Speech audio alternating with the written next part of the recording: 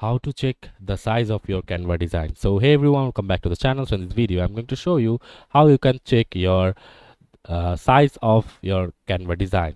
So first of all, you need to open a new browser tab and search for canva.com, and then you have to log into your Canva account.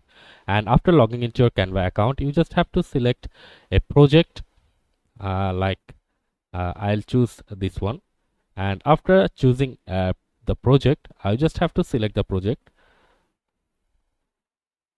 And after selecting the project, as you can see, there are multiple options on the dashboard. So you just have to look for the resize option here, as you can see on the upper left corner, and you just have to click on the resize and again click on the resize your design into whatever format you need. And after that, you have to look for the custom size and click there.